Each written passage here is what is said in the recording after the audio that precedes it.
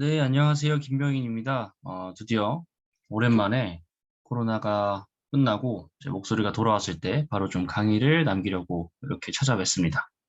원래는 오프라인 강의로 진행을 2번 하려고 했었던 강의인데, 오프라인 강의를 참여를 못 하시는 분들이 사실 더 많을 수 있잖아요. 그래서 온라인 강의 1번, 오프라인 강의 1번으로 같은 강의를 좀 진행하는 점 양해를 부탁드립니다. 오프라인 강의를 들으셨던 분들은 굳이 같은 내용이므로 다시 들으실 필요는 없을 것 같으니까 간단하게 뭐 복습하는 차원에서 보시면 제일 좋을 것 같습니다. 김대리의 퇴근 후 교육 스터디, 재테크 스터디 시작을 하도록 하겠습니다. 제 이름을 잘 모르시는 분들은 뭐 없겠죠. 없을 거라고 생각하고 저는 김병인이라고 하고요. 모임장을 열심히 하고 있습니다. 저의 개인 번호를 언제든지 노출하고 있으니까 궁금하신 거나 이런 것들은 언제든지 좀 물어봐 주시면 너무 좋을 것 같아요.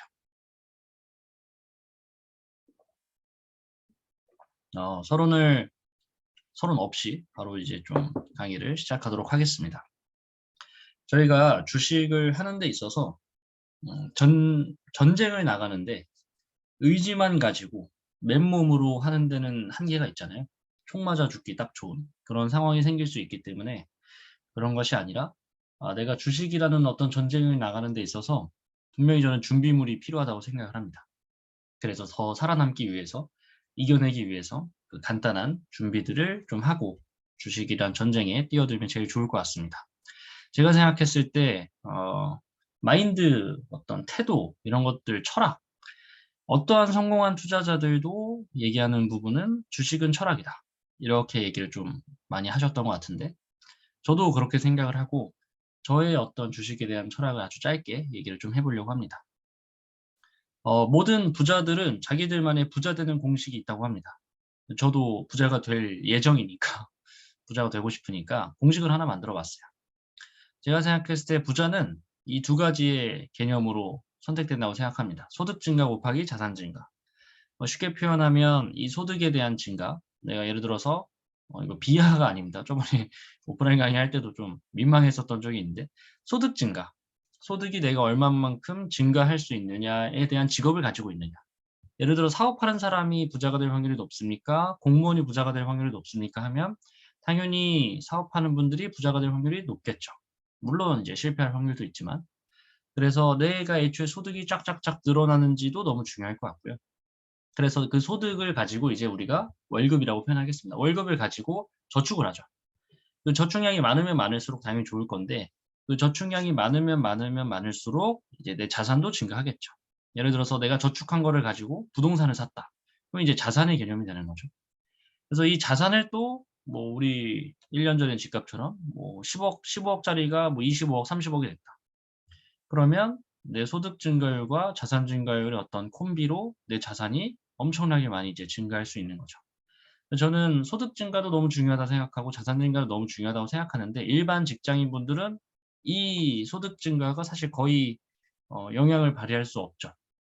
그래서 이 자산 증가, 내가 모아놓은 걸 가지고 어떻게 굴리냐 이게 이제 너무 중요하게 됐을 텐데 이 2가지에 대해서 잠깐만 살펴보려고 합니다. 제가 생각했을 때 월급을 받으면 소비하거나 저축하거나 이렇게 2개로 나뉠 수 있을 것 같은데 문제는 이제 쉽게 표현하면 이거죠. 내가 소비를 더 줄일 수 있냐 따져봤을 때 일단 힘든 분들도 많고 소비를 줄일 수는 있어도 줄여지는 게 사실 진짜 쉬운 일이 아닙니다. 뭐 저도 소비를 줄인다 하지만 못 줄일 때가 오히려 더 많았었던 것 같아요. 근데 만약에 내가 이 10만 원을 악착같이 줄였다 했는데 그럼 저축도 이제 10만 원 늘어나는 거겠죠? 그럼 내 총 돈도 10만 원 늘어나는 겁니다.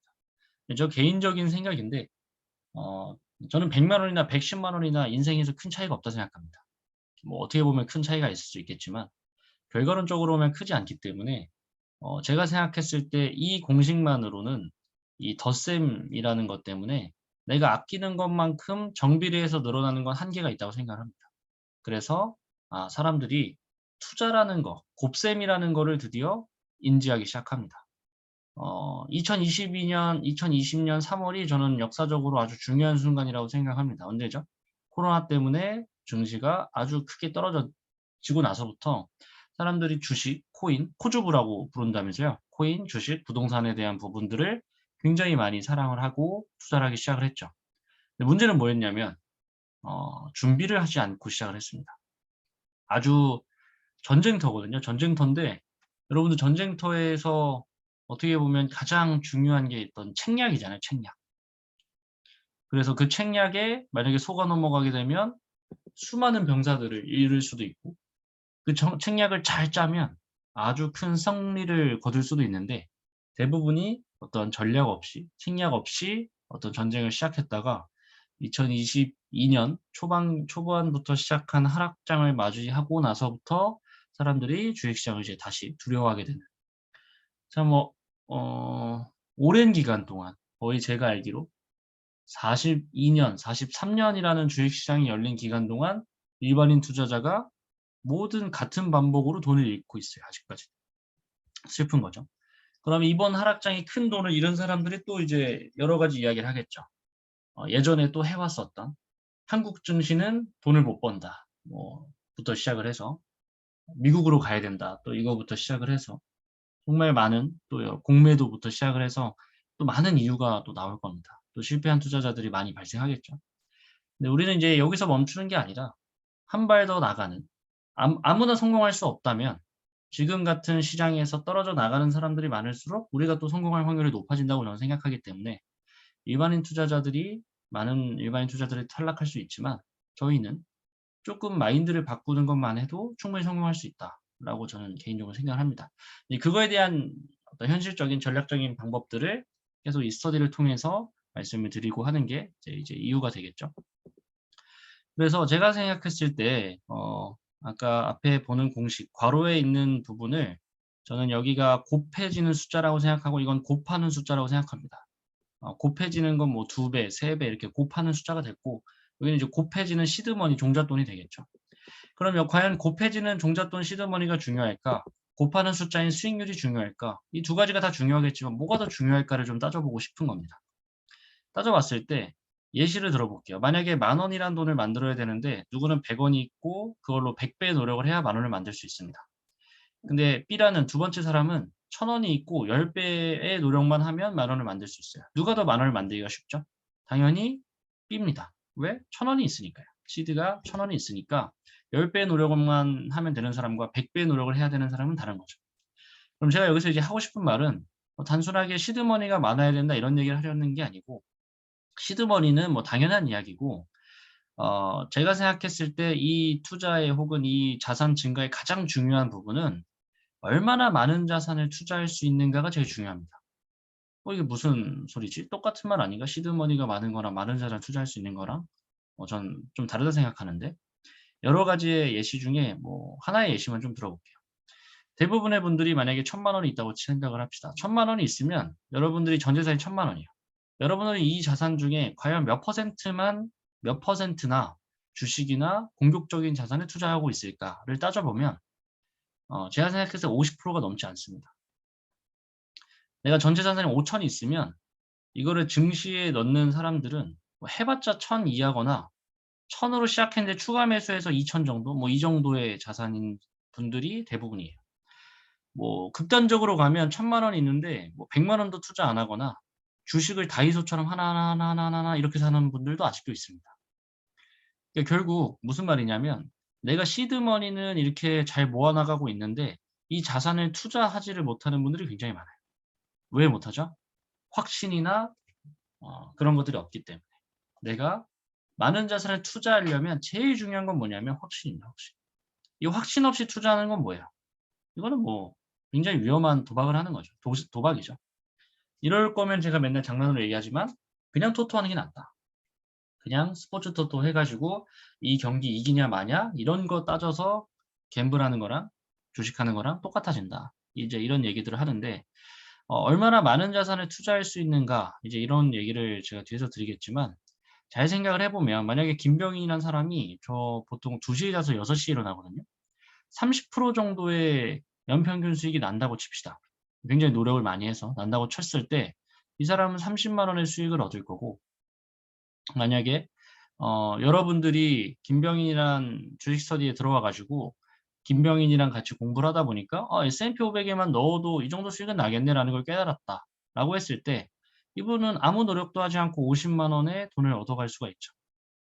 그러면 누가 더 많이 노력을 했냐? 여기가 더 많이 노력했죠. 몇백 배는 더 노력을 많이 했지만 누가 더 돈을 많이 벌었죠? 여기가 더 많이 번 거죠. 그러니까 무슨 말이냐면 시드가 커질수록 안전해야 됩니다. 원래. 시드가 적을수록 불안할 수밖에 없어요. 왜냐하면 목표 수익률이 높아져야 되니까. 제가 어느 사람들을 만나든 간에 가끔 이제 그런 분들이 있어요. 소비를 많이 하는 분들도 그렇고, 그러니까 저축을 적게 하는 분들, 나는 쓰고 싶은데요? 라고 하시는 분들이나, 혹은, 저는 안전 성향 100%인 사람이라 투자하기 싫은데요? 라고 하는 사람도 있고, 또 뭐 있을까요? 뭐, 등등등등등에 대한 돈이나 이런 거에 대해서 조금 보수적인 분들이 계시거든요. 그런 분들한테 항상 하는 말인데, 돈은 제가 생각했을 때, 여기 빵원이면, 빵원에서 시작하시겠죠, 다? 10억까지는 무조건 달려야 되는 거예요. 그러니까 예외가 없습니다. 여기 만약에 내가 뭐 3억까지만 하고 싶어. 난 3억까지만 해야 이게 아니에요, 지금. 돈은 빵원부터 10억까지를 무조건 찍으러 여기가 도착점이에요. 절대 도달하지 않으면 안 되는. 만약에 도달하지 않았다. 그럼 어떻게 돼요?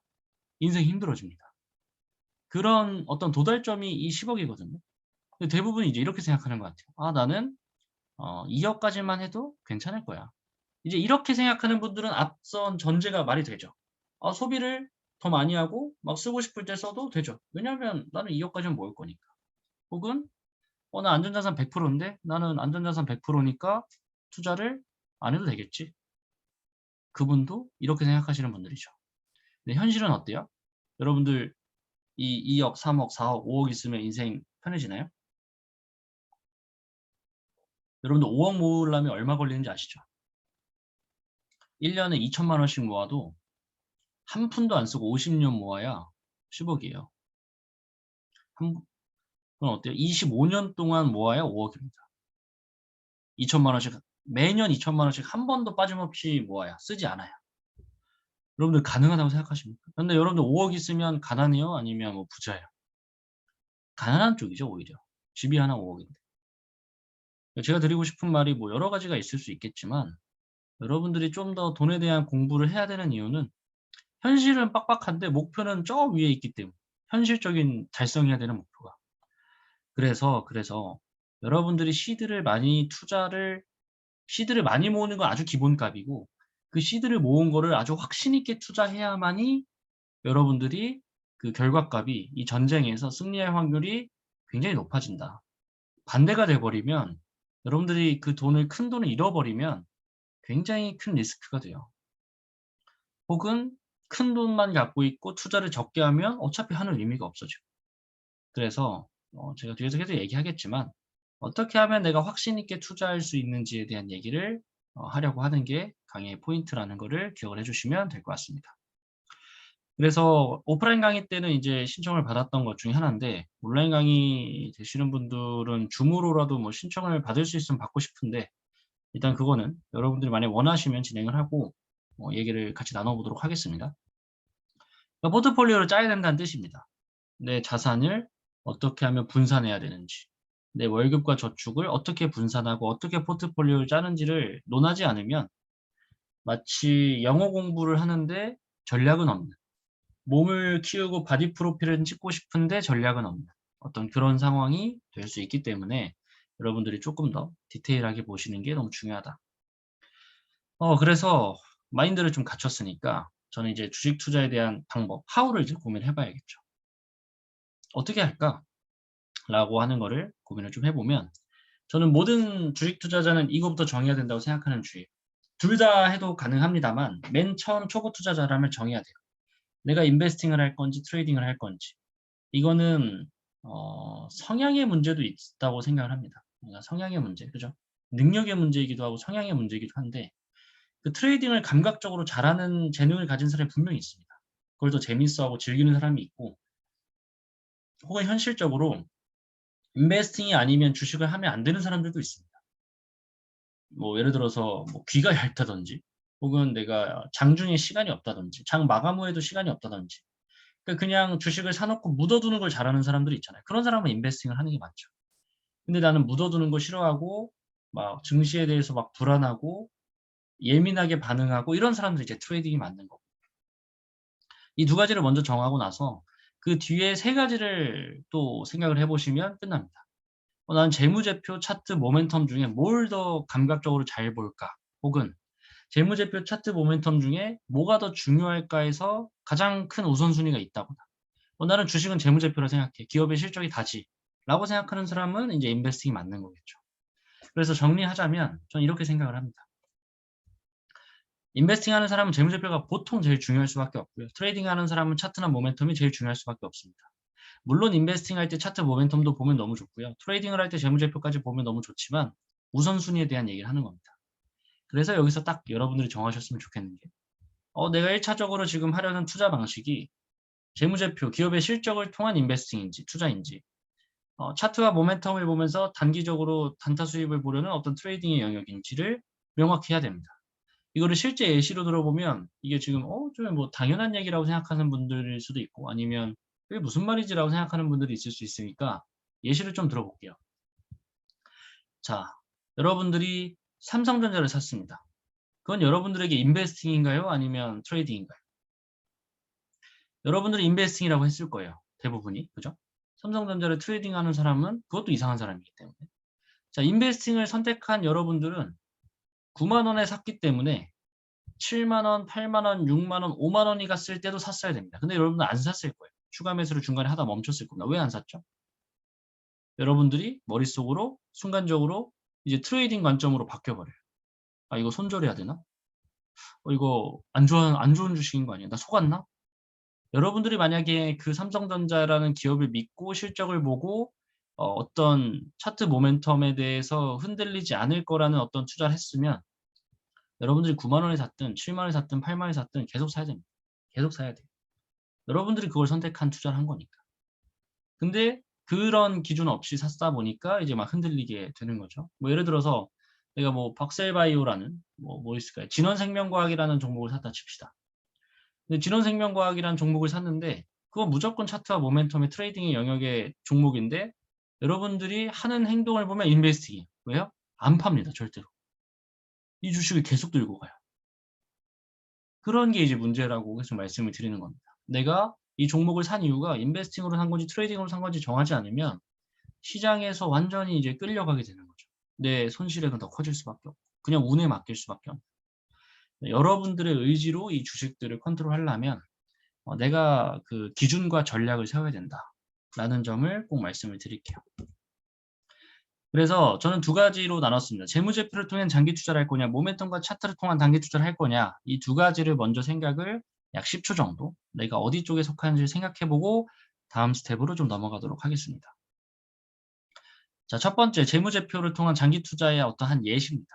제가 매월 탑4 주식에 첫 번째 주식으로 삼성바이오로직스라는 종목을 뽑았는데 쉽게 표현하면 저는 이 삼성바이오로직스라는 기업의 이익이 계속 증가할 거라고 생각을 하는 겁니다. 제가 만약에 여러분들에게 장기 투자로 삼성전자와 삼성바이오로직스 중에 뭐를 더 선택할 거냐 따지면 저는 무조건 삼성바이오로직스를 더 추천할 겁니다. 저는 전망으로 봤을 때 혹은 기업의 혹은 여러분들의 수익률로 봤을 때도 모든 면에서 저는 삼성바이오로직스가 좀 더 낫다고 생각해요. 그래서 저는 지금 5,174억 정도 뭐 이럴 기업은 거의 없지만 2019년에 순이익이 496억, 500억이던 기업이 5천억으로 늘어나 있으면 3년 동안 순이익이 10배 증가한 겁니다. 여러분들 이런 기업은 보기가 어렵습니다. 정말로. 물론 이때 샀으면 뭐 대박 났겠죠 이미. 그리고 앞으로도 저는 뭐 이 10배가 뭐 5조가 된다 이런 건 당연히 아니고요. 꾸준하게 좋은 수익률, 좋은 순이익률을 기록하지 않을까라고 예측하고 있는 것뿐입니다. 왜 그런가요? 했더니 이유는 뭐 여러 가지가 있겠지만 사공장에 대한 부분이 이제 시작이 됩니다. 그래서 실적이 2024년부터 늦어도 2025년부터는 실적이 반영될 거기 때문에 2024년에 실적이 반영되면 주가가 언제 움직이죠? 2023년에 움직이겠죠. 근데 지금 2022년 하반기입니다. 이제 만약에 조금 더 빨리 움직이는 사람이면 이때부터 매수를 시작을 하셔야 안정적으로 이제 투자할 수 있는 거죠. 그래서 3년, 5년 보고 꾸준하게 투자하는 겁니다. 이게 가장 기본적인. 내가 만약에 시간도 없고 그런 사람들이면 내가 믿고 가는 거죠. 왜? 실적이 재무제표가 좋아질 수밖에 없는 상황일 거라고 예측하고 분석한 거니까. 근데 이제 그러면 이 사람은 뭐만 따지면 됩니까?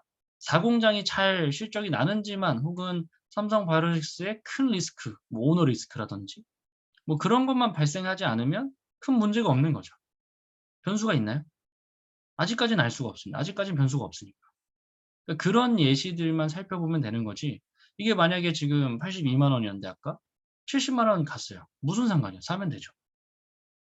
50만 원 정도만 안 가면 큰 문제 없다 생각합니다.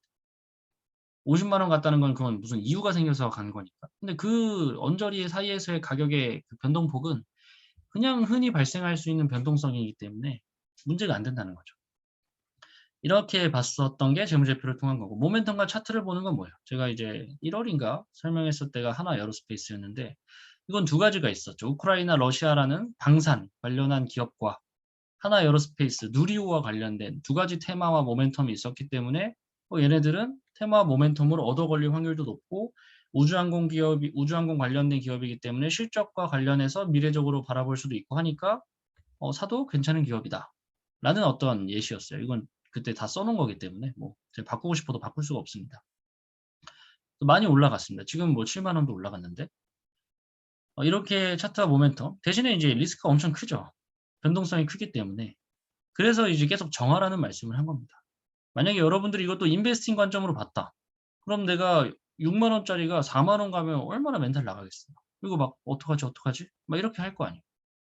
그러니까 여러분들이 어떻게 이 주식을 바라보느냐가 전부예요.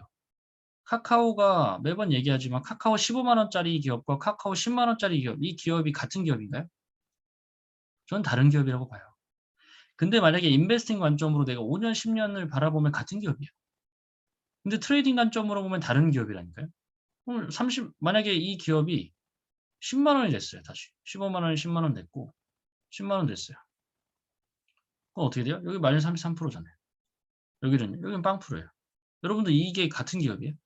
여러분들 계좌에 마이너스 33% 찍힌 기업하고 0% 찍힌 기업이 같은 기업입니까? 다른 기업이죠.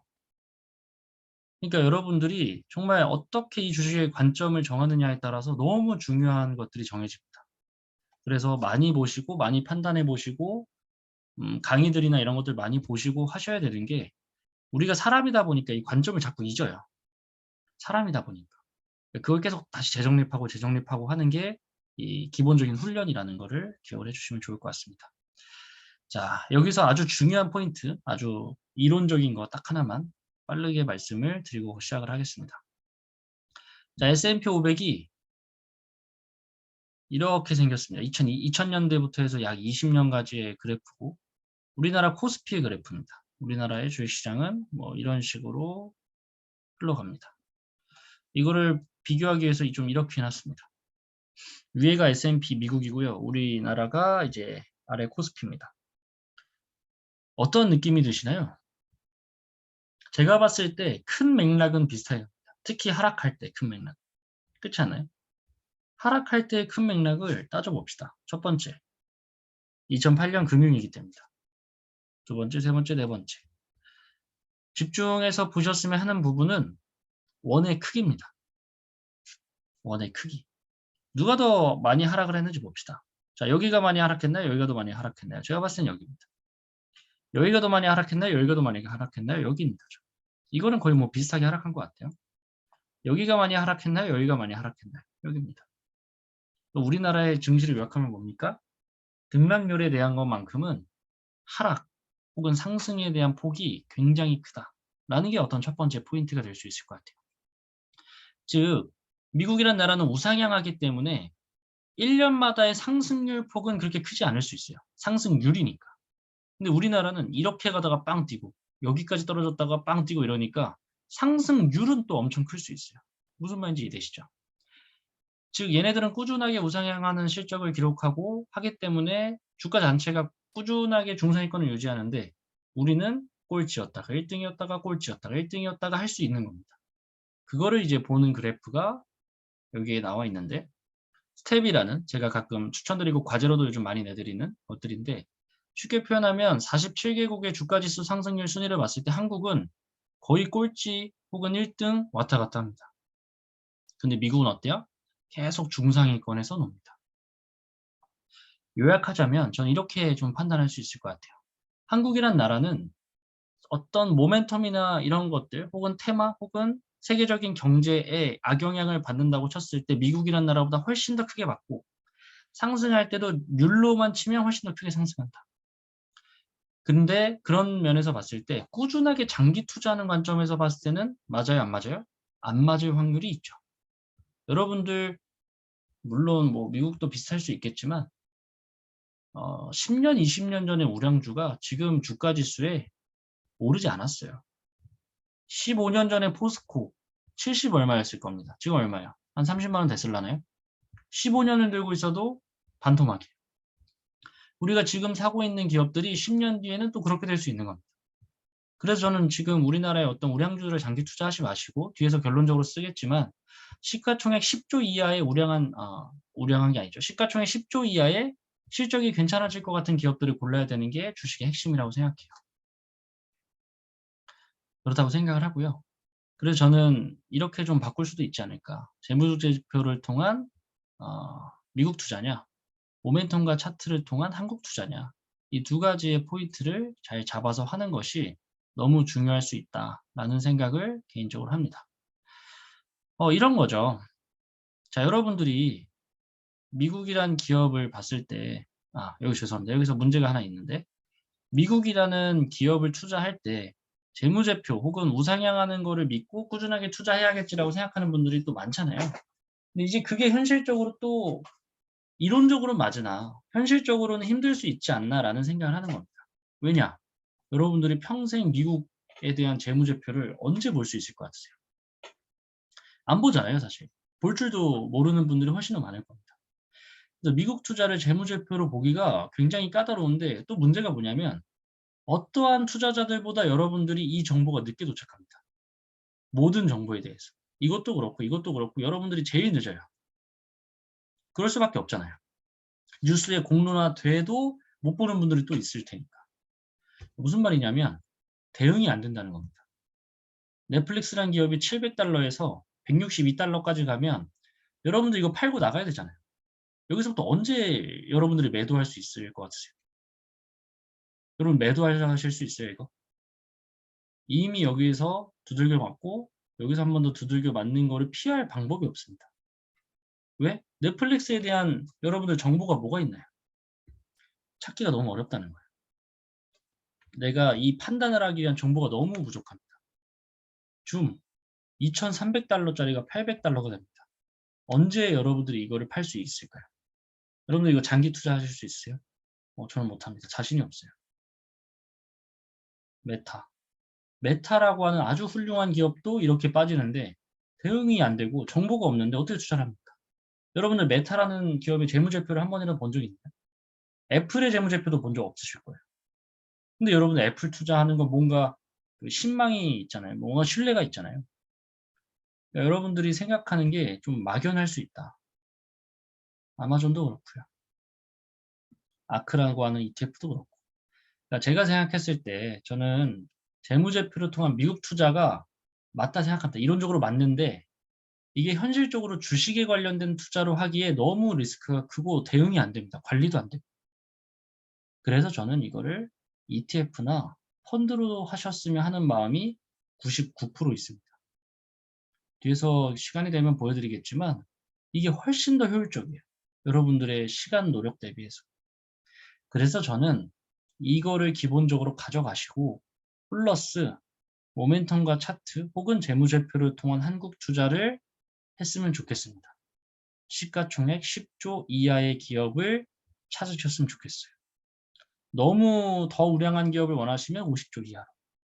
이런 방법을 선택하시는 게 저는 일반인 분들의 투자로서는 가장 효율적이고 현실적인 방법이라고 생각을 합니다. 이렇게 했는데 다른 사람들보다 수익률이 안 나오는 사람은 전 본 적이 없어요. 이론적으로도 현실적으로도 여러분들의 투자 수익률이 훨씬 더 좋아질 수밖에 없어요. 우리나라에 약 70개 정도의 업종이 있고요. 250개 정도의 테마가 있습니다.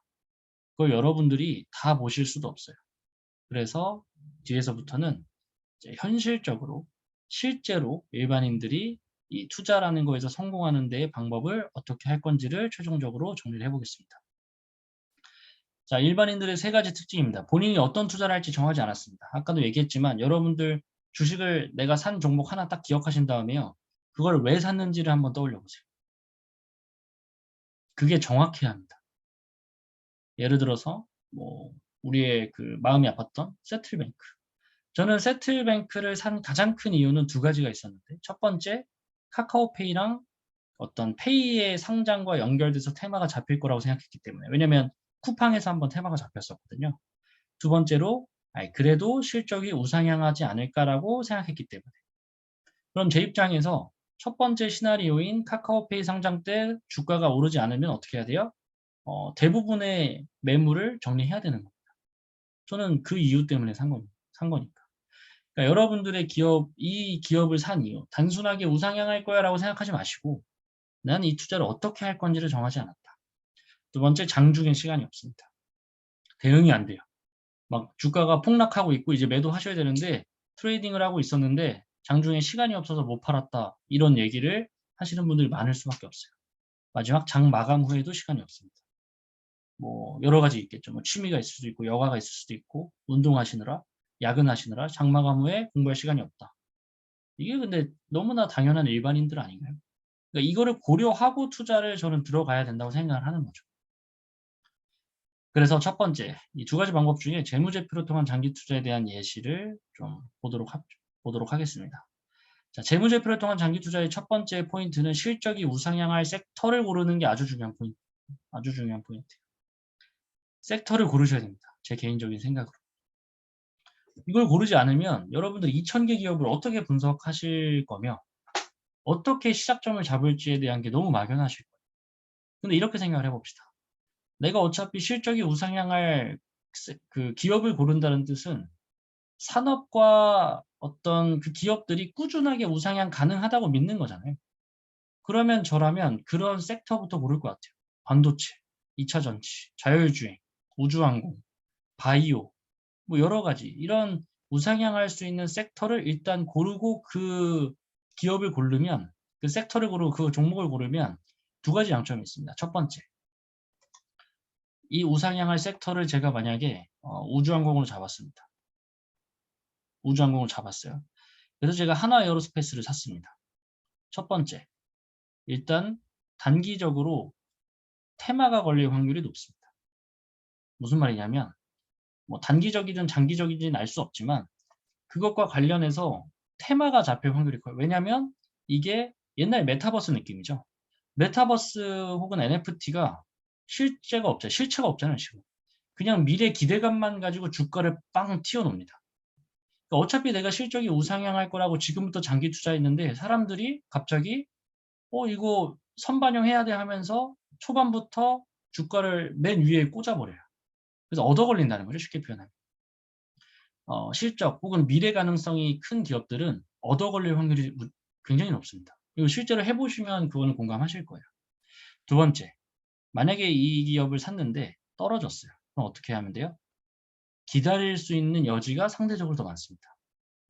우리가 주식에서 가장 힘든 게 소외받는 거거든요. 시장에서. 거래량과 대금이 점점 줄면서 PR이 점점 낮아지고 아무도 사지 않는 소외감 받는 주식으로 전락할 때가 최악이에요. 근데 우상향할 sek터에 투자한다고 했는데 만약에 내가 하나에어로스페이스를 샀는데 누군가가 자꾸 이 기업이 미래의 성장성이 있다는 이유로 계속 살 확률이 상대적으로 높습니다. 여러분들 우주항공 관련된 기업 살래요? 철강 살래요? 우주항공 관련된 기업 살래요? 은행 살래요? 보험 살래요? 저는 당연히 이거 삽니다. 그래서 상대적으로 떨어지고 물려도 상승할 여지가 굉장히 높다. 탈출할 확률이 얘네보다 훨씬 더 높다. 그러면 저라면 당연히 이 섹터 안에서만 주식을 할 것 같아요. 굳이 이 주식을 할 이유가 없어요. 내가 너무 잘 아는 분야가 아닌 이상. 당연한 어떤 얘기들을 좀 하고 있고요. 그리고 그 우상향할 기업을 투자하시는 게 좋지 않을까라는 생각을 합니다. 그래서 예시인데 바이오플러스라는 기업입니다. 이 기업의 주가는 저는 지금의 주가도 사실 잘 모르고 하나의 예시니까 좀 참고를 해주시면 좋을 것 같습니다. 뭐 하는 회사냐면요. 필러 파는 회사입니다. 필러. 무슨 필러냐면 우리가 아는 그 필러입니다. 왜 필러 파는 기업을 갖고 왔지? 라고 생각하실 수 있는데 이 필러에 대한 비율이 굉장히 크게 증가하고 있습니다. 그렇죠? 제가 지금 단위를 정확하게 모르겠는데 100억 정도 될 것 같아요. 한 300억 정도 되지 않을까 싶은데 3천억, 300억 뭐 그 정도 될 것 같습니다. 3년 전에 11020이던 게 3068호가 됐습니다. 몇 배 뛰었죠? 약 3배 뛰었습니다. 여러분들 매출액이 3년 사이에 3배 뛰는 어떤 사업장을 가질 수 있다면 저는 무조건 살 것 같아요. 물론 얘가 갑자기 2024년에 뭐 9만이 되진 않겠죠. 그럴 확률은 높지 않겠지만 굉장히 사업에 대한 그 매출액이 꾸준하게 증가하고 있는 걸 우리가 확인할 수 있고 비율도 중요한데 2018년에 얘는 HA 필러만 파는 회사예요. 근데 비율이 점점 줄어들어서 82%밖에 안 됩니다. 근데 매출액은 엄청 늘었어요. 무슨 얘기예요? 다른 사업도 성공하고 있다는 겁니다. 봤더니 유착방지제라고 하는 게 또 굉장히 많이 팔리고 미래 전망에 대한 게 있다고 사람들이 생각을 하고 있어요. 그래서 그런 것들을 이제 확인을 해봤더니 맞답니다. 유착방지제 매출액, 미용뿐 아니라 비뇨기, 산부인과 등 적용 분야. 그리고 여러분들 그 세상에 대한 인식과 시선도 너무 중요한데 요즘 필러에 대한 인식이 부정적인 사람이 몇이나 될까요? 가끔 저도 맞고 싶어요. 가끔은. 여기 막 주름 막 피고 싶고 막 이런데 전 세상이 이 필러라고 하는 혹은 이런 거 관련된 것들에 대해서 점점 더 인식이 좋아질 거라고 생각하고 많은 사람들이 이용할 거라고 생각을 합니다. 그러면 이 기업이 이 영업이익률, 이 순이익률, 이 ROE를 기록하는 이 회사가 앞으로 실적이 더 좋아질까 안 좋아질까만 만약에 따진다면 당연히 더 좋아질 거라고 생각할 수밖에 없겠죠. 얘가 대외적으로 만약에 뭐 코로나 같은 게 와가지고 1년 정도 순이익이 떨어졌다. 그래도 괜찮죠. 그냥 싸졌다고 생각하고 인베스팅이라면 계속 살 수 있는 거죠. 자신 있게. 그게 이제 당연하다고 생각을 하고요. 여기까지 해서 그 중간에 뒤에서 하나 제가 설명드릴 게 있기 때문에 잠깐 이론적인 걸 하나만 아주 잠깐 넣도록 하겠습니다. 다 아시는 걸 거예요. 자, 시가총액. 만약에 김병인이라는 사람이 주식을 발행했는데 100원짜리로 100개 발행하면 저한테 얼마 들어오죠? 10,000원이 들어오는 겁니다. 그래서 그걸 시가총액이라고 주식가격, 주가라고 하고 주식수라고 합니다. 그럼 당연하죠. 예시를 이제 들어볼게요. 자, 근데 시가총액이 2배 는 겁니다. 주식수는 변하지 않았어요. 그럼 주가는 몇 배가 뛰어야 될까요? 당연히 200원이 돼야겠죠. 공식상. 그러면 뭘 말하고 싶었냐면 시가총액이 2배 뛰면 주가도 2배 뛰어야 되는 겁니다. 너무 당연하죠? 이거를 가지고 아주 당연한 얘기를 하나만 해봅시다. 우리나라의 삼성전자라고 하는 기업이 예를 들어 시총이 400조라고 치겠습니다. 주가가 61,500원이고요. 주식수가 59억 개가 있습니다. 근데 얘가 10배 뛴다고 가정하는 거예요. 여러분 삼성전자 장기 투자하면 막 몇 배 오를 것 같잖아요. 얘가 10배 오르려면 주가가 61만 5천 원이 돼야 되는데 61만 5천 원 되면 시가총액이 몇 조가 돼 있어야 돼요. 그렇죠? 4천조가 돼야 됩니다. 얘도 10배 뛰면 얘도 10배 뛰어야 되니까. 그러면 삼성전자가 10배 주가가 뛰기 위해서 필요한 자금은 3,600조가 더 유입이 돼야 됩니다. 가능하다고 생각하시나요? 가능할 수도 있겠죠. 혹은 우리 살아생전에는 불가능할 수도 있겠죠. 그러니까 저라면 400조가 4,000조 되는 것과 1조가 10조 되는 거와 뭐가 더 현실적으로 가능하냐라고 따진다면 저는 당연히 이게 현실적일 것 같아요. 혹은 10조가 100조 되는 건 저는 충분히 가능하다고 생각합니다. 그게 주식 투자의 진짜라고 생각해요. 근데 애플 같은 거, 애플 최대 시총이 3,000조까지 갔습니다. 한 주식이 우리나라 제 종목보다 커요. 10배 뛰면 3경 가야 됩니다. 근데 여러분들 뭔가 애플 꾸준하게 투자하면 수익 엄청 많이 볼 거라는 어떤 막연한 기대감 같은 거 있으시잖아요. 이게 될까요? 그럼 말이 안 되죠. 애플은 여러분들 살아생전에 5배 뛰면 잘 뛴 겁니다. 지금부터 투자했을 때. 여기에 투자할 거냐? 어떤 내가 시가총액 1조의 유망한 우리나라 기업을 투자할 거냐? 전 당연히 여기다 투자하는 게 더 좋지 않을까라는 생각을 하는 거예요. 아주 기본적인 이제 이론을 가지고 더 이야기를 진행을 해볼게요. 바이오 플러스 얘기는 넘어가도록 하겠습니다. 이거 좀 어려워서. 넘어가고 모멘텀과 차트를 통한 단기 투자로 바로 가도록 하겠습니다.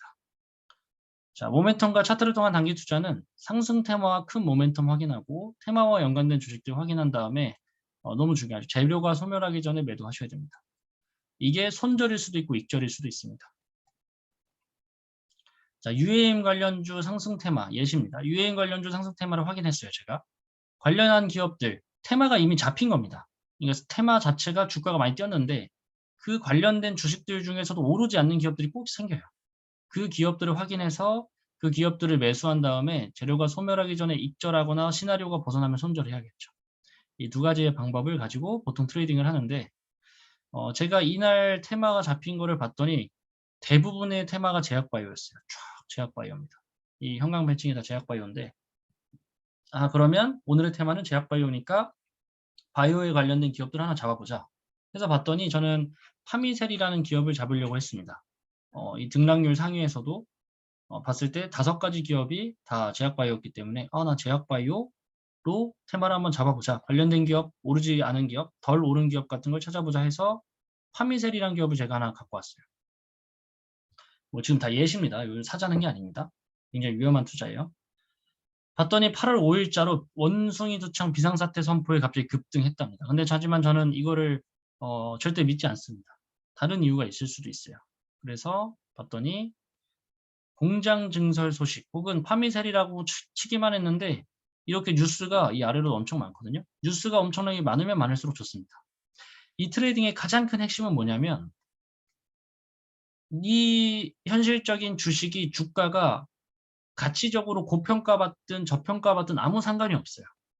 막 PR이 4천이어도 상관없습니다. 왜 상관없어요? 내가 산 주식의 가격보다 더 비싸게 사줄 사람만 있으면 되는 겁니다. 내가 엄청 비싸게 샀는데 그걸 더 비싸게 사줄 사람만 있으면 되는 거예요. 그래서 즉 언론에 많이 알려지고 나의 뒤에 후발주자로 따라오는 사람이 많을수록 주가를 이제 돈을 벌기가 훨씬 더 쉬워지겠죠. 그래서 여러분들 보고 이제 그 주식 투자 트레이딩을 애지간하면 하지 말자고 하는 이유가 여러분들이 보통 뒤에 따라갈 수밖에 없잖아요. 여러분들한테 그 물량을 다 맡기고 도망갈 사람들만 천지인데 그렇게 전쟁을 이미 임하는 사람들이 엄청나게 많은데 아직도 여러분들이 이제 뒤에 따라가면서 돈을 막 주고 막 이러고 주고 옵니다. 그런 것들을 좀 조심을 하셔야겠죠. 그래서 파미셀에 대한 이런 것들이 테마로 잡혀서 꾸준하게 더 올라갈 수 있는지 없는지는 사실 알 수가 없지만 이런 식으로 테마를 잡는다. 더 이제 확실한 이게 제약바이오에 관련된 종목들을 계속 보다 보면 테마가 잡힐 때마다 오르는 애는 사실 뻔해요. 진원생명과학 이런 친구들 우리가 뭐 또원생명과학이라고 하는데 그런 애들이 이제 자꾸 올라옵니다. 그런 테마를 잘 봐야 될 것 같고요. 그래서 진원생명이 아니죠. 파미셀의 어떤 거래량을 봤더니 외국인 기관의 거래량과 수급이 굉장히 많이 올라왔다. 이렇게밖에 안 사던 종목들이 갑자기 이 거래량이면 무슨 의미가 있고 이유가 있을 수 있겠죠. 그러니까 그런 것들을 우리가 확인하는 게 너무 중요할 수 있고요.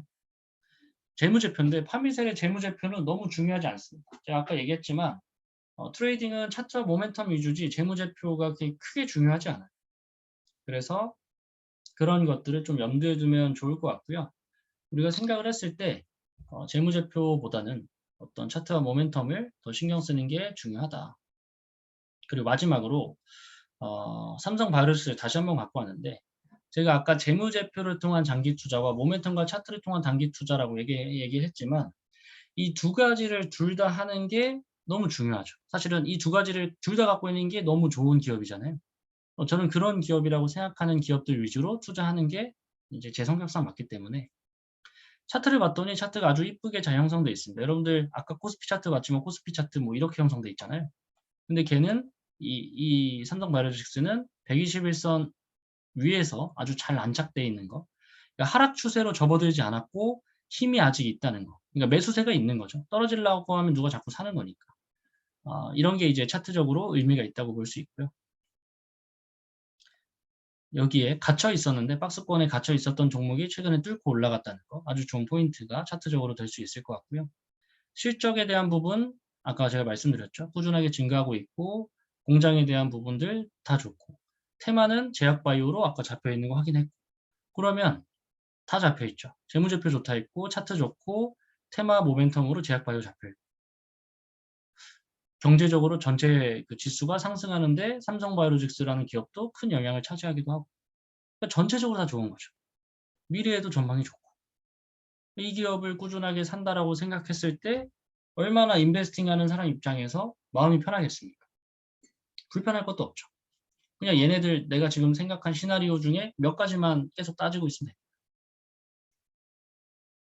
그래서 이 두 가지를 말씀을 좀 드렸습니다. 재무제표를 통한 장기 투자와 모멘텀과 차트를 통한 단기 투자를 예시를 좀 들었고, 마지막 아주 현실적으로 아까 미국에 대한 얘기 좀 언급을 드렸는데 펀드와 ETF를 통한 투자도 꼭 고려하셨으면 좋겠습니다. 라고 말씀을 드렸는데, 펀드가 뭔지를 설명하는 강의는 아니다 보니까 예시를 좀 들어볼게요. 미국에 관련된 펀드입니다. 사실 이 펀드를 저는 지금은 완벽하게 추천하지 않는데 그래도 좋은 펀드입니다. 이 펀드의 수익률은 많이 떨어졌을 때, 많이 올랐을 때 기준입니다. 5년 수익률 176.8%입니다. 1년 수익률 32%, 3년 수익률 93%입니다. 여러분들이 주식 수익률로 연평균 32%낼 수 없다면 이런 펀드를 사는 게 훨씬 더 효율적이다 라고 이제 결론 지을 수 있겠죠. 지금은 떨어져서 5년 수익률이 한 100%에서 120% 사이 됩니다. 여러분들 5년 수익률로 100% 내실 자신이 있는 분들은 진짜 잘하는 분들 뿐이에요. 1년 수익률이 달리로 치면 20%니까 정말 대단하신 분들이에요. 그러니까 여러분들이 충분히 노력하지 않아도 펀드만 잘 고르고 제가 올려드리는 펀드 라인업만 좀 확인하셔도 충분히 좋은 수익을 거둘 수 있는 게 펀드랑 ETF를 활용하는 거예요. 그리고 그 이상으로 내가 주식을 갖고 싶다라고 하실 경우에만 이 초과 수익을 통해서 주식을 가져가는 게 제일 좋을 수 있다. 그래서 제가 생각했을 때 이 친구들을 미국으로 좀 맡기고 이 친구들을 좀 한국으로 맡기는 게 일반인들이 가장 할 수 있는 현실적인 투자에 대한 방법이지 않을까. 그리고 분산하는 투자 방법이지 않을까. 이거보다 더 효율적으로 나는 확신 있게 넣을 수 있다라고 한다면 그 방법을 당연히 사용하시면 되지만 대부분의 시간도 없고 어떤 정보도 취합하기 힘든 분들이라면 이 두 가지 방법이 노력 대비해서 저는 가장 효율적인 방법이라고 생각하고 제 고객분들한테는 그런 말씀을 좀 많이 드리고 있는 것 같아요. 실제로 저는 펀드 비중이 거의 제 전체 자산의 50% 정도를 갖고 있는데 꽤 크게 들고 가는 거거든요. 근데 제가 지수가 마이너스 20%가 빠졌을 때도 얘가 마이너스 10%였고요. 지금 장이 전체 4,800이었으니까 지금 마이너스 10에서 15% 정도 지수가 빠진 상황이거든요. 저는 지금 플러스예요. 지금이 그러니까 펀드의 장점입니다. 분산을 지수가 빠진 거 대비보다 훨씬 더 적게 손해가 나고 빨리 회복이 되기 때문에 그런 부분들을 빨리빨리 활용하시는 게, 그리고 얘네는 미국 전체에 투자하는 거니까 추가 매수를 하면 할수록 좋은 거죠. 추가 매수를 안 한 분들은 좀 이제 늦겠죠. 손실에 대한 회복이. 근데 추가 매수를 자신 있게 할 수 있는 것만 있다고 한다면 여러분들이 투자할 때 훨씬 더 좋을 거기 때문에 그런 부분들을 좀 염두에 두셔서 투자를 하시는 게 좋을 거란 생각을 합니다. 그래서 오프라인 강의 때도 얘기했지만 앞으로는 한국 주식에 대해서 종목 분석에 대한 얘기와 미국과 관련해서 펀드와 ETF 좋은 것들, 그런 것들을 중점적으로 계속 언급드리고 말씀을 드리려고 하고 있습니다. 물론 이제 나는 해외 주식 하고 싶은데 얼마든지 하셔도 됩니다. 얼마든지 하셔도 되고 저희한테 혹시 저보다 더 많이 아시는 분들일 수 있으니까 해외 주식 관련해서 이 종목 좋다라고 생각하신다면 얼마든지 이유나 이런 것들을 말씀해 주시면 너무 좋겠지만 일반 투자자 입장에서 재무제표나 정보를 취합하는 데 있어서 너무 느리다. 그걸 모르고 투자하는 거는 너무 위험하다라고 정리할 수 있을 것 같습니다. 약 1시간 동안 진행을 한 것 같은데 다들 도움이 되시길 바라면서, 아까 처음부터 사실 거의 같은 맥락의 얘기를 많이 하는 편입니다. 투자라고 하는 게 크게 변할 필요 없이 철학만 가지고 내가 맞다고 생각하는 부분들을 잘 근거 있게 밀고 나가면 된다고 생각하기 때문에 여러분들하고 같이 돈을 벌 수 있도록 최대한 많은 종목들과 많은 분석들을 같이 해보도록 하겠습니다. 네, 강의는 여기서 마치도록 하겠습니다. 고생하셨습니다.